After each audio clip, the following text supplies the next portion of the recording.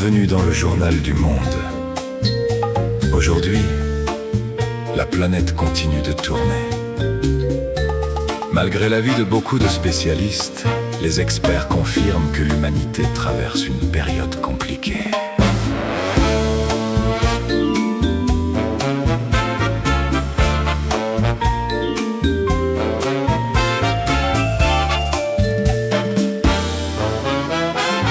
On parle encore de paix partout, mais c'est surtout dans les simulateurs qu'on en parle le mieux.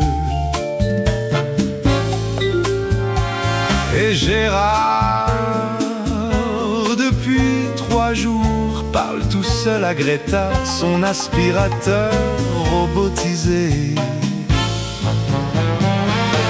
Dans plusieurs pays du monde, la tension continue de monter.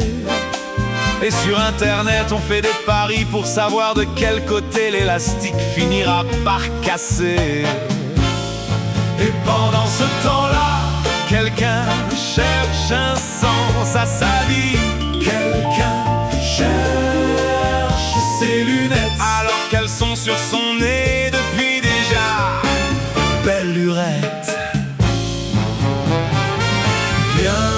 Bienvenue dans le journal du monde, où tout devient un peu surnaturel. Même acheter son pain tranquille pourrait finir par ressembler à une série télé. Les humains veulent tous la paix, mais nos dirigeants préfèrent la négocier. Par ici, les bonnes affaires aux initiés favorisés. Et le pétrole augmente encore, les économistes sont tendus, mais ça ne nous change pas beaucoup. Et Jean-Michel dans son jardin continue de parler à ses salades dénudées. Des satellites surveillent la terre, des drones traversent le ciel, pendant qu'une mamie demande encore comment envoyer une photo par mail. Et pendant ce temps-là, un enfant dessine un soleil, pendant qu'un adulte explique pourquoi demain sera pareil.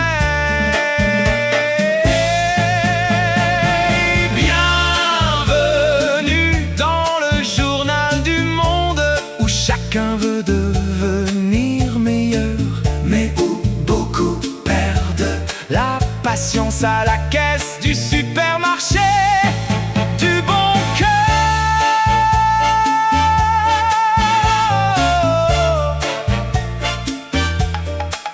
Peut-être qu'au fond, l'humanité est juste fatiguée, un peu perdue, un peu drôle, et parfois magnifique quand même. Merci d'avoir suivi le journal du monde. Prenez soin de vous.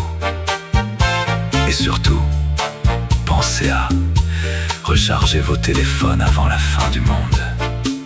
Demain, une réunion internationale tentera de résoudre le mystère des chaussettes disparues dans les machines à laver.